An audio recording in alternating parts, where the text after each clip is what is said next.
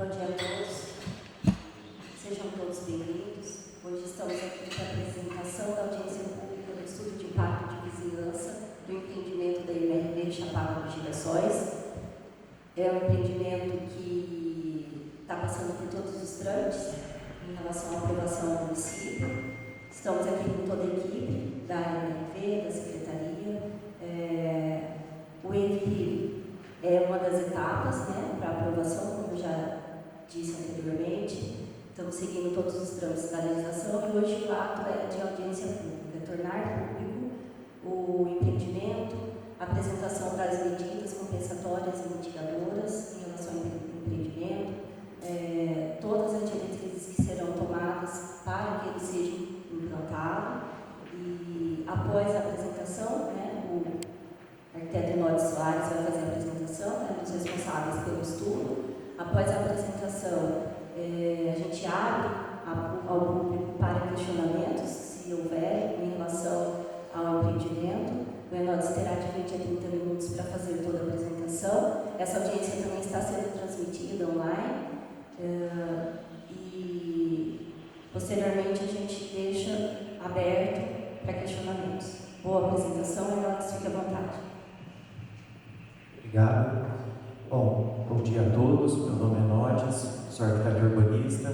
Em nome da MRV, em nome que a gente cumprimenta a secretária aqui e todos que estão aqui presentes na audiência de hoje de manhã, eu venho aqui hoje apresentar para vocês o empreendimento, o estudo do empreendimento denominado Chapada dos Girassóis. Ele é um empreendimento que a gente mesmo comentou da própria MRV.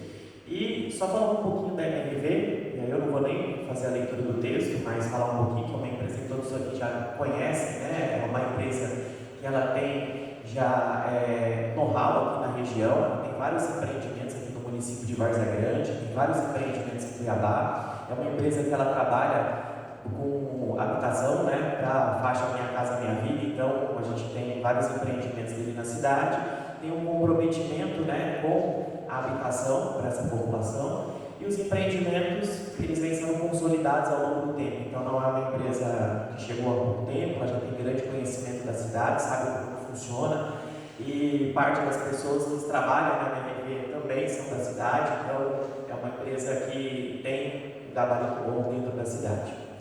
Bom, esse empreendimento chama Chapada dos Girassóis. Ele é um residencial multifamiliar com 440 unidades. Quando a gente faz uma solicitação para um empreendimento como esse, a gente faz uma solicitação de uma consulta prévia, um documento que a gente encaminha para a prefeitura, perguntando à prefeitura se esse tipo de empreendimento ele pode ser executado naquela localidade. A prefeitura nos respondeu através dessa consulta prévia, dizendo que era possível fazer esse empreendimento naquela localidade, portanto era necessário fazer também esse estudo de impacto de vizinhança. Então o empreendimento ele já nasce com essa informação de que ele pode estar nessa localidade, porém ele precisa de um estudo de impacto de vizinhança, que é o que a gente vem fazendo aqui. Após a gente ter essa necessidade do estudo de impacto que saiu aqui na consulta prévia, a gente solicita um documento à prefeitura chamado de termo de referência. Esse documento ele é um prerrogativo de todas as necessidades que a gente, como elaborador de estudo, precisa analisar para que esse empreendimento possa ser viável. Então a prefeitura vai dizer para nós tudo o que é preciso analisar para que esse empreendimento possa ser viável, a gente apresentar para a prefeitura todas essas conformidades, Bom, então só apresentando um pouquinho para vocês a nossa equipe técnica. Eu sou Enódio Soares Ferreira, sou arquiteto urbanista, responsável por esse estudo. Aqui presente a gente tem a Késia, que está aqui ao lado aqui, levanta a mão, Késia, que é da parte ambiental, engenheiro sanitarista, e outros profissionais que fazem parte dos estudos, que estão com as suas devidas RRTs e ARTs, que são documentos oficiais que a gente assina, que a gente é responsável técnico por aquele empreendimento, por aquilo que a gente está dizendo dentro desse estudo, Então é importante a gente deixar isso bem claro.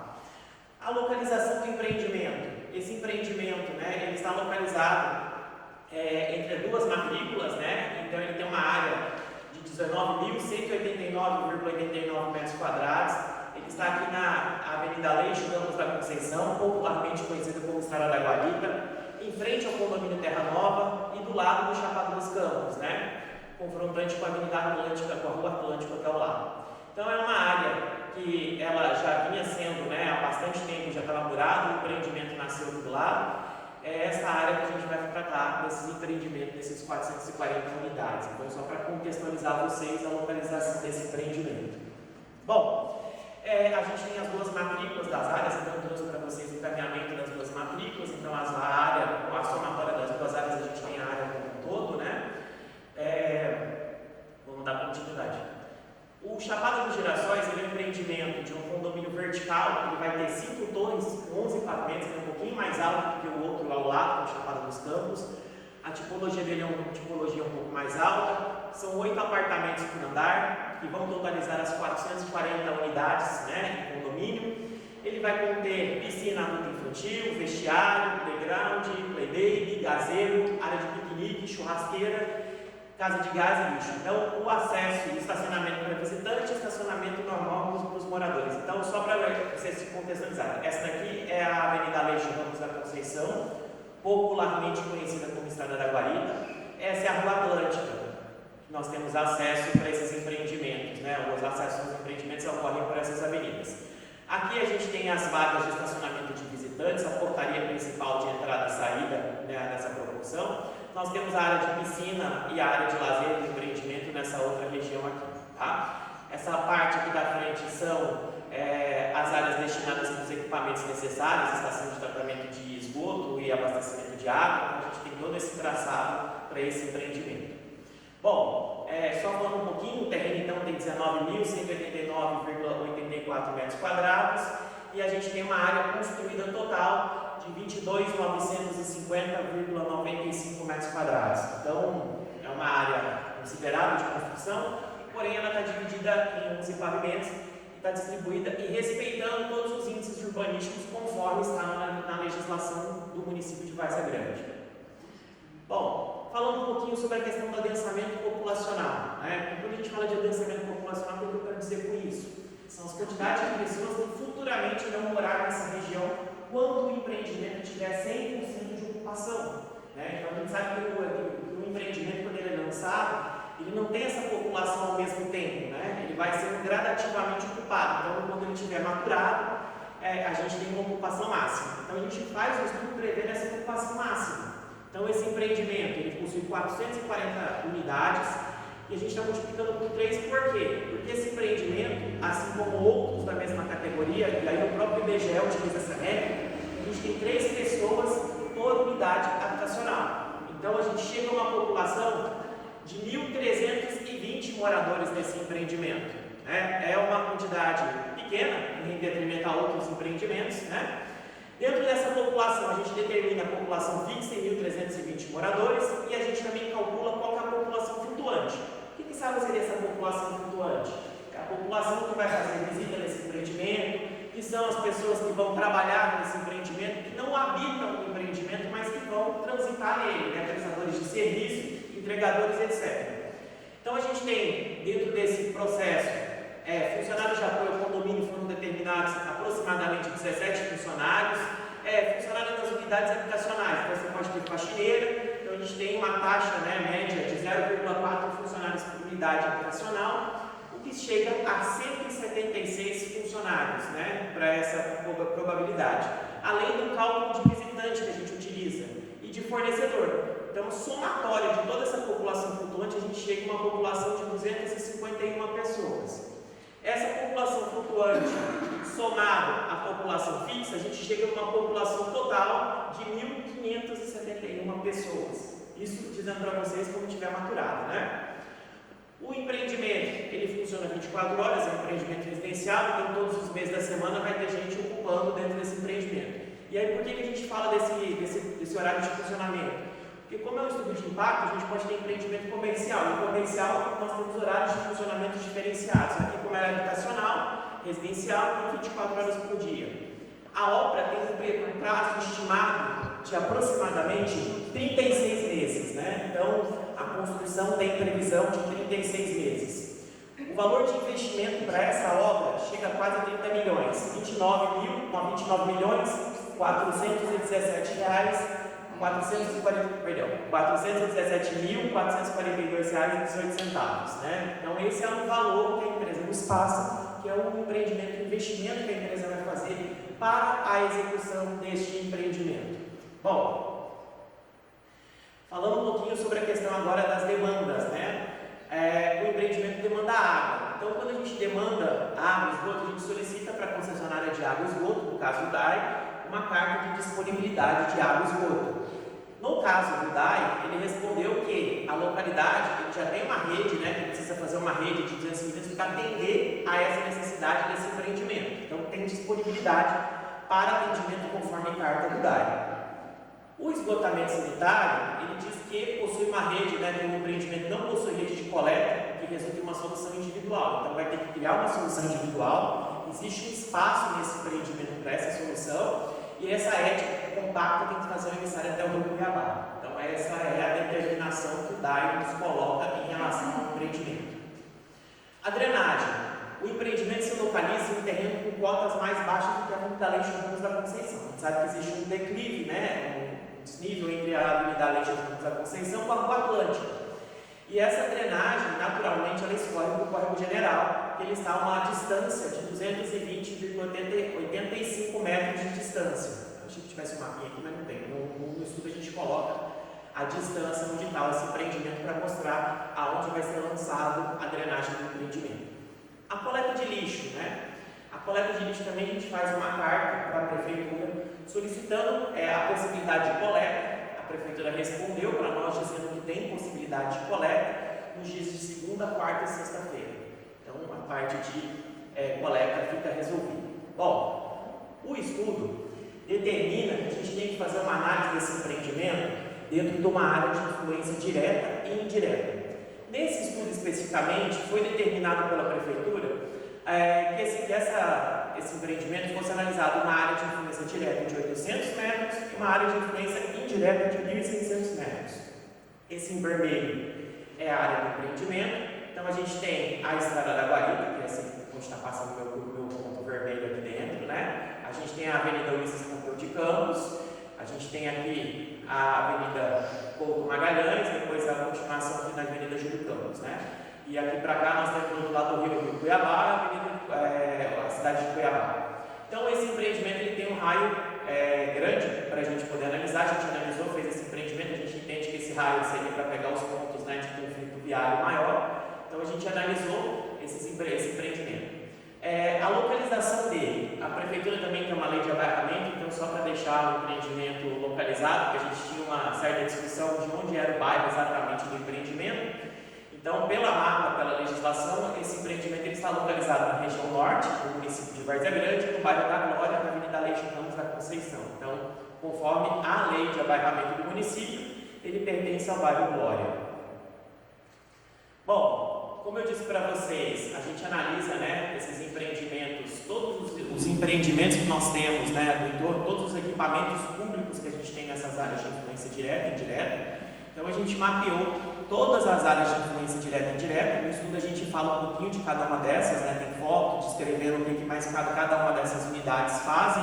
Então, a gente tem desde escolas até unidades de saúde da família, todas descritas ao longo desse percurso, né, mais próximas. A gente vê onde tem uma ocupação e adensamento maior, mais unidades, onde você tem vazios menos e tem bastante unidades próximas, né, equipamentos públicos próximos. Então, mesmo que o empreendimento ele vai gerar uma certa demanda, esses equipamentos, com o passar do tempo, que não é da noite para o dia, eles vão trabalhando juntamente com a prefeitura para ir absorvendo essa necessidade.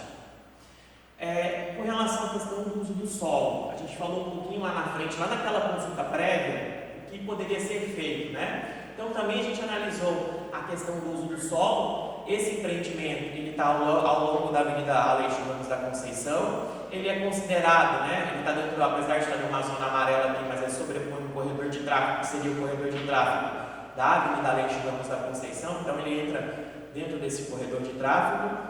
Os parâmetros urbanísticos, né, ele dá esses parâmetros urbanísticos também, então a gente está respeitando todos esses parâmetros urbanísticos.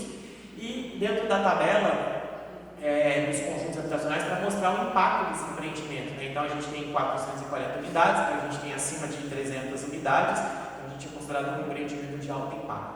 Isso é para mostrar para vocês a questão do uso do solo, então ele é compatível com o uso do solo. A gente também analisa a questão do uso do solo real, tá? Então, dentro dessa imagem, a gente mostra as áreas que são... Alguma coisa falhou aqui, essa área vermelha aqui, tá, gente? Dentro dessa área, a gente analisa todo o empreendimento, né, que está aqui em vermelho, e as áreas de influência direta e indireta. Então, dentro dessas áreas de influência direta, a gente percebeu áreas em vermelho, que são as áreas comerciais, as áreas em azul, são as áreas institucionais, escola, creche, posto de saúde, né?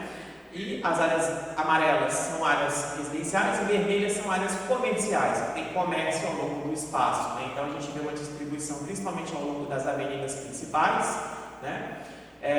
E alguns pontos azuis a gente vê ao longo desse processo distribuindo os equipamentos ao longo do espaço, né? Então, bem trabalhado. Nós estamos absolutamente mais ou menos bem que assim, aproximadamente. Bom, quando a gente fala de empreendimento, a gente precisa entender que todo empreendimento e investimento numa determinada região provoca uma valorização imobiliária, né? E essa valorização imobiliária, ela provoca mudanças, né, na região, uma dinamização de comércio. Só dados que a gente trouxe aqui um pouquinho para vocês, dados da Secov-MT apontam que Várzea Grande movimentou aproximadamente 1,414 bilhão em transações imobiliárias no ano de 2025. Então, o mercado imobiliário nosso de Várzea Grande, ele é um mercado que tem uma certa pujança, vamos colocar assim, em relação aos valores dos anos anteriores. Esse empreendimento, ele demonstra uma forte absorção, né, desses empreendimentos habitacionais para a cidade de Várzea Grande, então tem uma procura, né, uma venda boa desses empreendimentos. O Chapada dos Girassóis, ele fortalece, né, a ocupação dessa região urbana. Hoje é um terreno vazio, numa área extremamente movimentada e de uma certa maneira ocupa aquela área que hoje ela não tem, né, uma ocupação devida, então ele cumpre a função desse espaço. Ele amplia, né, faz uma ampliação, dinamização da infraestrutura daquela região como um todo, e ele cria um elemento indutor para outras atividades para a região. Então, hoje, naquela época, quando abriu o Chapada dos Campos, eu me lembro que na região você não tinha quase nenhum comércio menor. Hoje você já tem outros comércios, eu já vi lá mercado, conveniência, então esses comércios eles vão começando a ser dinamizados por conta desses empreendimentos e que acabam ocupando, né, essas áreas para que permitam que tenha habitação nessa localidade. Bom, vamos falar um pouquinho agora de geração de emprego, né? Esses empreendimentos, como um todo, apesar de ser um empreendimento residencial, ele gera também empregos. Ele gera empregos por quê? Porque a gente tem a parte da construção civil, então a gente tem uma demanda de profissionais na construção civil para a identificação desse empreendimento. Então a gente tem um cálculo que a gente utiliza uma base de modelo de geração e renda do BNDES, que chama-se de efeito e renda, dos empregos diretos e indiretos. Então a gente calcula que essas obras estimadas, né, de 80 a 120 empregos diretos e indiretos, entre 40 e 70 empregos indiretos, e aí já na fase de operação a gente pode gerar aproximadamente 240 empregos diretos e 100 empregos indiretos. E outros que a gente chama de emprego, 100 empregos vinculados a efeito renda, que é o quê?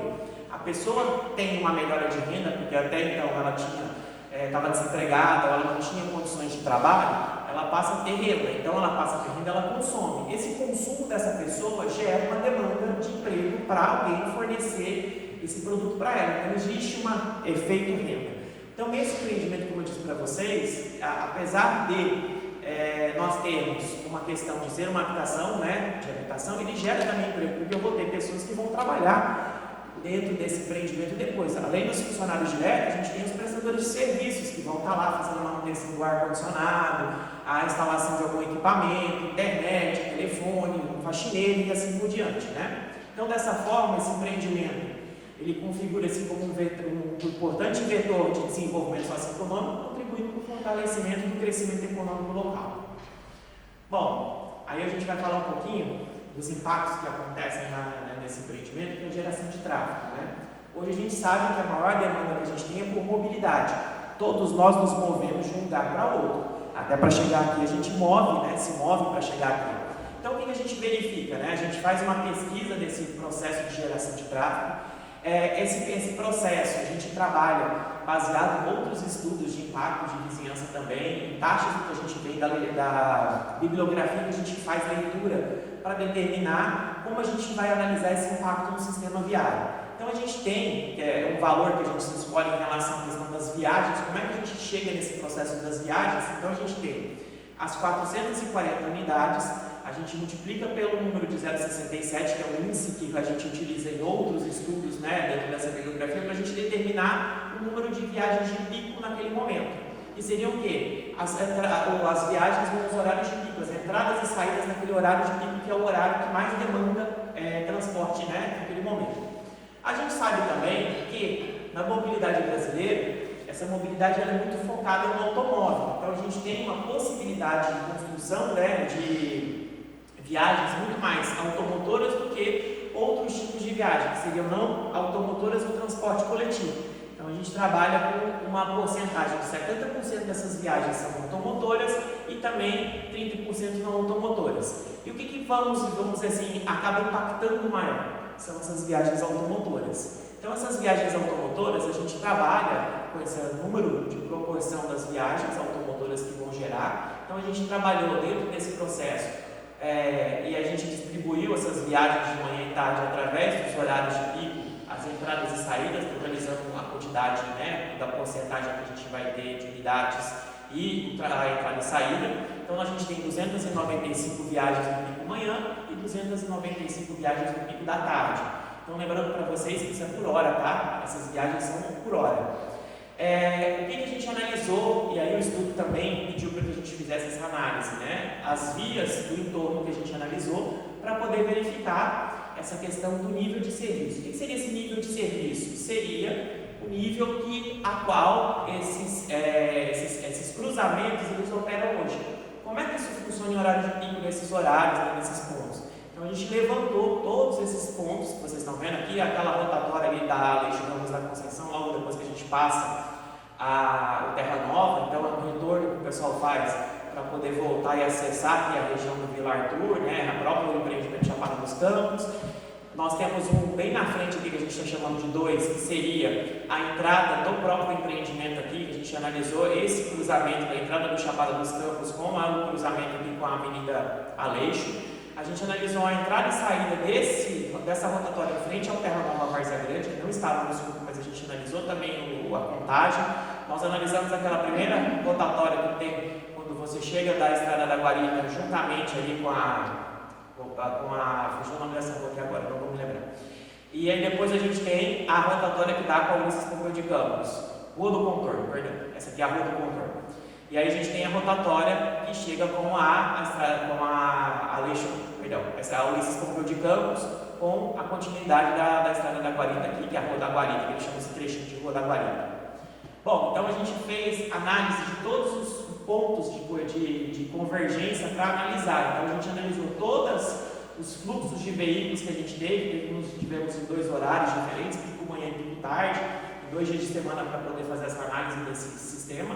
Então, os pontos que a gente analisou, ponto 1, né, que é aquela rotatória que eu falei para vocês, lá de baixo, após, né, que você passa o Terra Nova aqui, para poder fazer esses movimentos. Então, a gente tem o fluxo maior, como sempre, são o próprio fluxo da avenida, que seria esse sentido 1A, né, a gente tem o 2, que tem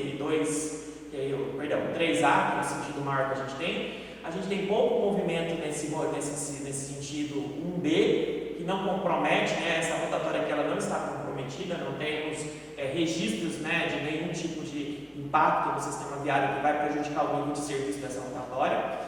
A gente analisou a entrada e saída do Chapada dos Campos, juntamente com a Rua Atlântica, para a gente verificar como é que está esse processo também nos horários de pico, né? A gente verificou tanto no horário, né, nos horários de pico, para a gente verificar essa saída. Então a gente percebeu que o movimento maior, como sempre, é o movimento que entra da Avenida Atlântica para a Aleixo Ramos da Conceição e a mesma coisa da Aleixo Ramos da Conceição para a Rua Atlântica. A gente também tem um movimento que continua para essa região daqui, mas ele é menor do que esse movimento por conta da avenida que tem a maior atração e maior circulação na cidade. E essas tabelas que vocês estão vendo aqui dentro são as tabelas das quantidades de veículos que a gente detectou lá no local quando foi feita a visita, né, quando foi feito o levantamento, e a gente divide essas tabelas por carros, motos e ônibus, para a gente ter também o tamanho desses veículos, para saber o tamanho e o impacto desses veículos que estão adentrando ou saindo. Nós temos também a questão do ponto 2, que é a entrada do Terra Nova, que a gente fez esse levantamento, pedir para poder levantar a questão da entrada e saída do Terra Nova, para poder fazer essa circulação aqui também, essa rotatória. Então a gente tem também o maior movimento, que é o do movimento da Aleixo Ramos da Conceição. A gente tem um movimento aqui também grande desse movimento 3A, que é o movimento que está entrando, mas a gente tem um movimento grande, principalmente de quem está saindo do condomínio, né, do Terra Nova, para adentrar esse movimento 2B. E isso está causando, né, uma certa, em horário de pico, causa um pouquinho, né, de dificuldade das pessoas atravessarem pela velocidade. Recentemente a Prefeitura fez uma intervenção nessa região e colocou um redutor de velocidade nessa região aqui para poder permitir que tivesse maior fluidez nesse movimento que sai do Terra Nova até adentrar a Avenida Aleixo Ramos da Conceição. Também não alterou, a gente verificou em horário de pico, essa questão do número de veículos que passam, então o nível de serviço também não houve alteração, permanece o mesmo nível de serviço, não tem alteração. A primeira movimento que eu falei para vocês fica lá no rotatório, a Avenida da Curva, né, no contorno da curva aqui, com a Aleixo Ramos da Conceição. A gente também analisou todos os movimentos que foram feitos nessa rua, nesse trecho. Então o maior movimento que a gente detectou é o movimento 2, sentido 1 aqui, que seria esse movimento que a pessoa acessa a Avenida Aleixo Ramos da Conceição e ela continua no movimento da Aleixo Ramos da Conceição, e o movimento oposto. A gente tem alguns movimentos que fazem esse retorno, mas é muito pouco o retorno que faz pela avenida. A gente tem o segundo maior movimento, esse movimento que vem da Aleixo Ramos da Conceição e entra para a Avenida da Curva ou entra para essa outra rua que é ao lado. Então é um cruzamento que nós temos bem próximo, mas que também não tem alteração em horário de pico. Agora, este último cruzamento é o que a gente tem um pouquinho mais de horário de pico, né? Que a gente analisou também nos horários de pico. Esse aqui é o cruzamento da Avenida Ulisses Pompeu de Campos, com a Avenida do Contorno, da Curva aqui. Esse cruzamento, ele tem um movimento grande de quem está vindo da Ulisses Pompeu de Campos, né? Nos dois sentidos, tanto no sentido que vem do aeroporto para o sentido Avenida Júlio Campos, assim como quem vem da Júlio Campos, sentido aeroporto, e também quem vem da Estrada da Lagoareta. Isso provoca, esse movimento aqui, provoca um congestionamento neste trecho aqui, ó, nesse movimento 2. Né? Então a gente tem um congestionamento no horário de pico, ele para mais ou menos uns 300 metros aqui para cima, para poder dando fluidez por conta desse movimento, dessa circulação, dessa rotatória. A gente analisou os empreendimentos, né, todos os movimentos, para poder determinar esse posicionamento. E o que a gente verificou, né, dentro desse processo? Que mesmo que o empreendimento, quando a gente carrega esse empreendimento desse processo para esse empreendimento, a gente verificou que o nível da via não atinge níveis de saturação em nenhum dos pontos por conta do empreendimento. O que se tem, como eu mostrei para vocês, é esse ponto maior que causa esse congestionamento, e no ponto de entrada dos empreendimentos, a gente já existe uma fila, mas esse empreendimento não vai causar um transtorno maior do que já existe hoje na localidade, né? Então a gente verificou essa informação. A gente vai ter um pouco mais, voltando aqui, de fila dependendo do horário de pico para poder adentrar e sair. E aí eu vou um pouquinho mais além, que eu vou mostrar que o próprio empreendimento também já fez uma área um pouco maior, né, de acesso, uma alça de acesso um pouco melhor para poder resolver esse empreendimento. Então, os tempos de viagem não tem alteração, praticamente a ausência de congestionamento, interferência mínima entre os veículos e a capacidade de absorver o tráfego, sem a necessidade de ampliação do sistema viário existente. Após a análise detalhada, o nível da via local ele continua como nível A, tanto na situação atual como na situação futura. Os valores, né, não ultrapassam 0,24, esses valores é o valor que a gente verifica para poder verificar a questão do nível de serviço. O acréscimo gerado pelo empreendimento ele não está comprometendo, conforme os cálculos, né, o funcionamento da via, então pouco provoca a necessidade de adequação viária intensa em outros cruzamentos. Assim, o impacto sobre a capacidade da via é considerado baixo, a operação permanece livre e desobstruída conforme recomendações dos manuais de engenharia de tráfego. Bom, com relação à questão da análise do transporte coletivo, a tabela das linhas de transporte coletivo que passam por essa região, então a gente pegou todas as vias, né, todas as linhas de transporte que passam dentro desse processo. Então, o empreendimento se encontra ao lado de uma via principal, um corredor de transporte que faz a ligação entre Cuiabá e Várzea Grande. Além do mais, a Avenida Aleixo Ramos da Conceição ela possui 3 linhas de ônibus, assim como a Rua Atlântica. Então, portanto, o empreendimento está servido por linhas de ônibus. Então, a gente tem 3 linhas de ônibus que passam, faz esse cruzamento na Aleixo Ramos da Conceição, e um pouco mais para dentro do bairro a gente tem uma linha passando por essa localidade também que atende esse empreendimento ou a futura demanda dele. Bom, falando um pouquinho de ventilação, o empreendimento está localizado no terreno mais abaixo do nível da Avenida Aleixo Ramos da Conceição, como a gente já falou. Ele é uma tipologia verticalizada,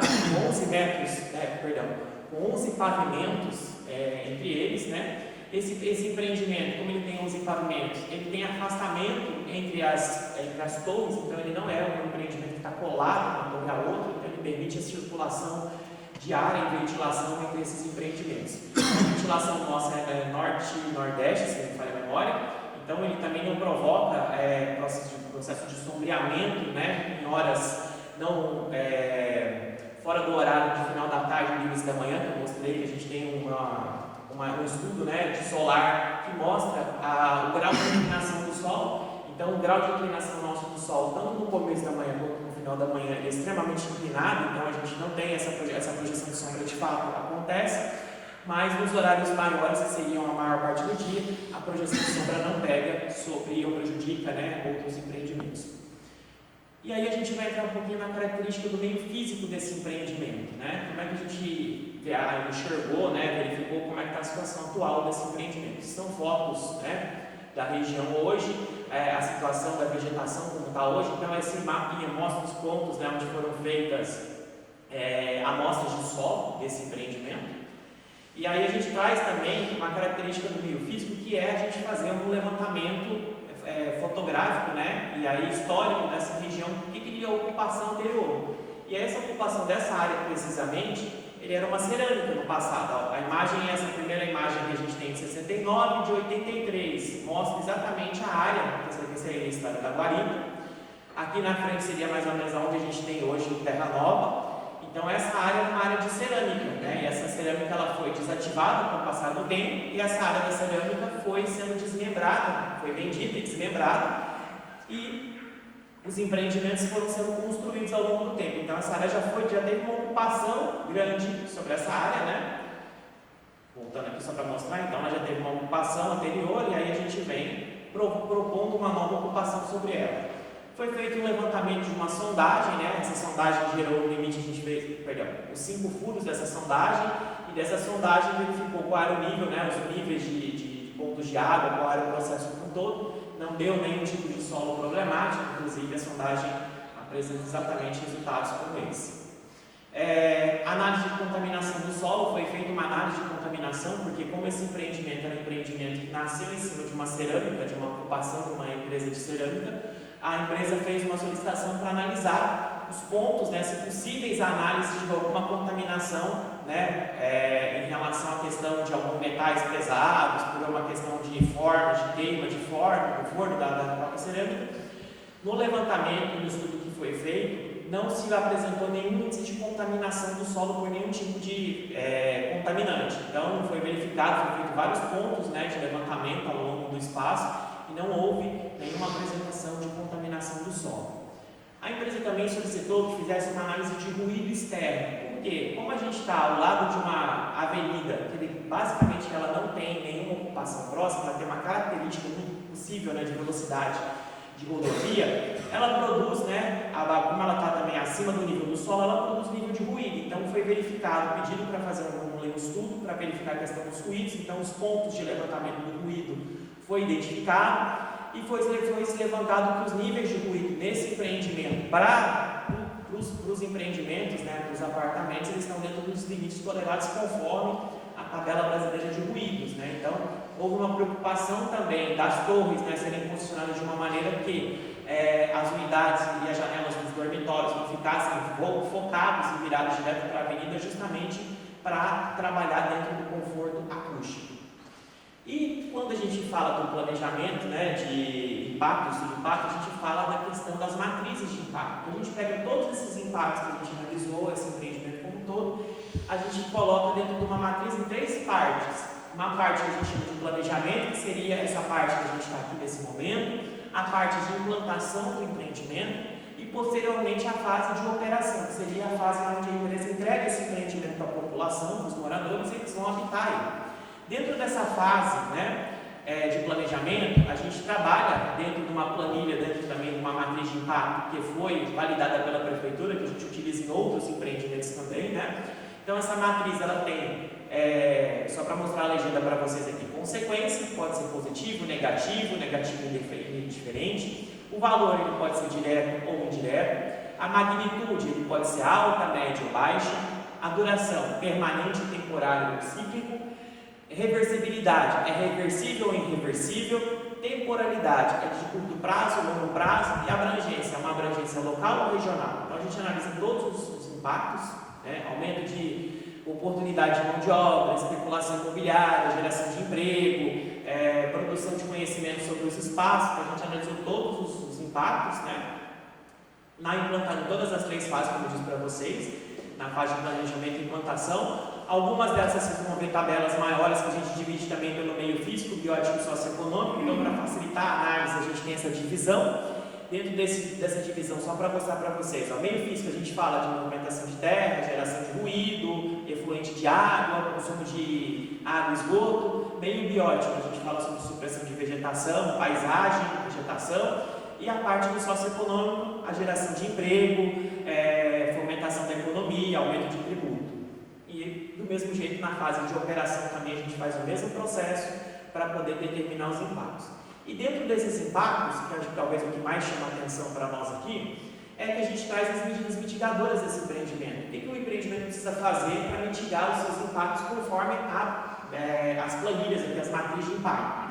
Então, na fase de operação, a gente compatibiliza todo o empreendimento com a legislação vigente, elaboração desse estudo de impacto, desenvolvimento de estudos de hidrologia, geologia, né, e caracterização ambiental, para saber essas questões como estão, definição dos acessos viários e fluidez do trânsito, então a gente analisa isso antes para poder propor, planejamento de drenagem urbana, para onde vai essas águas do escoamento natural, previsão de áreas permeáveis, compatibilização do empreendimento com a rede de abastecimento de água, esgoto e energia. Isso é importante nessa fase, por quê? Porque nessa fase a gente pode determinar se esse empreendimento pode ser viável ou inviável em detrimento às necessidades desse empreendimento.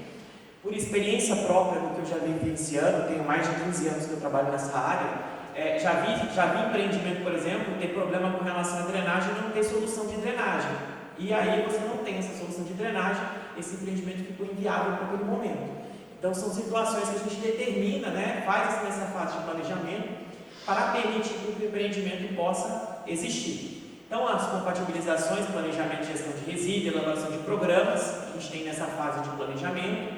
Na fase de implantação, a gente começa com as medidas de obras, né, principalmente controle de emissão de poeira durante a execução das obras, umidificação das áreas para permitir que você não tenha partículas, né, de poeira naquela localidade, controle dos resíduos sólidos da construção, destinação ambientalmente adequada desses resíduos, controle de emissão de ruído, barulho que incomoda na hora de construção, restrição de horários das atividades de maior ruído, porque toda construção exige quebrar ovos, a gente fala, né?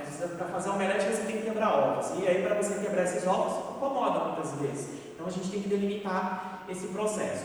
Sinalização viária de controle de interno de entrada de caminhões e máquinas, proteção dessas áreas permeáveis, implantação do sistema de drenagem, acompanhamento técnico ambiental quando necessário, implantação de medidas de segurança, execução de compensação vegetal e paisagística prevista nos estudos ambientais. E na fase de operação, a manutenção permanente dessas áreas verdes e paisagismo, operação adequada do sistema de drenagem pluvial, destinação correta dos resíduos sólidos, integração do empreendimento nas rotas de coleta de lixo, mostrar onde fica, né? Encaminhamento dos efluentes no sistema de tratamento adequado, ligação no sistema de água, incentivo à utilização de transporte coletivo, geração contínua, né, de empregos, manutenção das condições de segurança e acompanhamento periódico de todas essas ações que são necessárias para o empreendimento. Bom, e aí a gente tem algumas medidas compensatórias, aquelas que a gente está falando de medidas, né, mitigadoras, essas são compensatórias.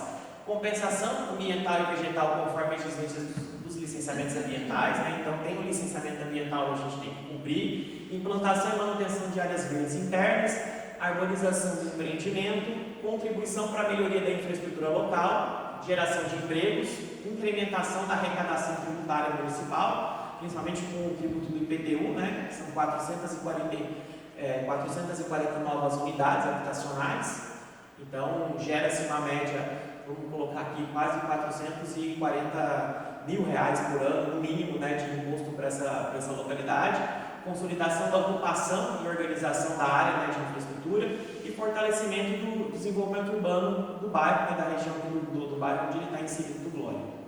Então, algumas, só passando as considerações finais. O presente estudo, né, ele conclui que a viabilidade ambiental e urbanística do empreendimento Chapada dos Girassóis, ele tem compatibilidade com o plano diretor e com a lei de ocupação do solo. Os impactos negativos, eles apresentam caráter localizado, temporário e mitigável. Por outro lado, destacam-se impactos positivos, como geração de empregos, dinamização da economia local, fortalecimento do comércio, serviços e valorização imobiliária. E dessa forma, conclui-se que o empreendimento ele contribui positivamente, né, para o desenvolvimento urbano e sustentável do município de Várzea Grande. É isso, obrigado. Vou devolver a palavra para a secretária. Obrigada, Herodes, pela apresentação. Agora, seguindo o protocolo da audiência, eu abro para questionamentos, se houver. Pelo YouTube também eles conseguem fazer perguntas? Também está aberto, tá? Pode ficar à vontade. Algum questionamento na sala? Tem um ali, só um minuto.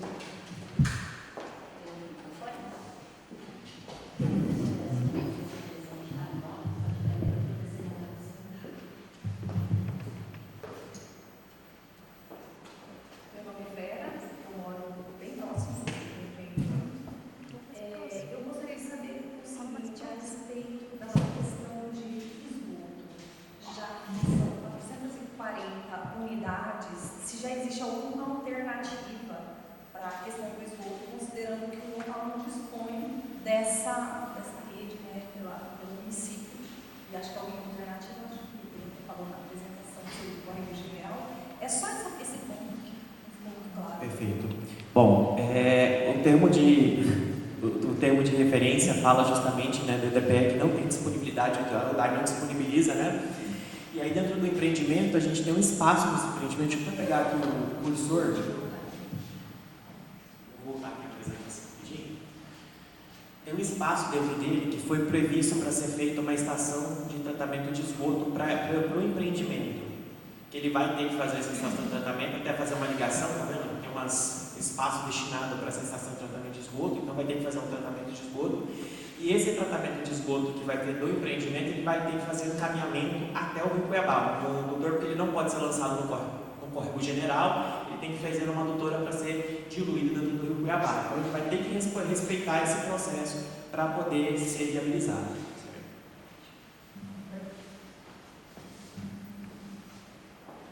Obrigada, Vera. Alguma pergunta a mais? Tem alguma manifestação pelo YouTube? Não? Agradeço, Anodes, a sua apresentação, a toda a equipe da MRV, mais um empreendimento que vem para o nosso município, né? E é importante que seja feito de forma ordenada, esses estudos são de suma importância, para a gente conseguir fazer com que ele seja implantado sem que haja consequências irreversíveis que tragam uma desordem urbana, né? Então, essa apresentação e esses estudos vêm em encontro a essas questões. Posteriormente, após essa audiência, nós vamos submeter o estudo ao Conselho da Cidade, que fará a apreciação, que o link foi até enviado, eles já estão assistindo conosco. E tudo estando certo, a gente faz a aprovação para a implantação, né?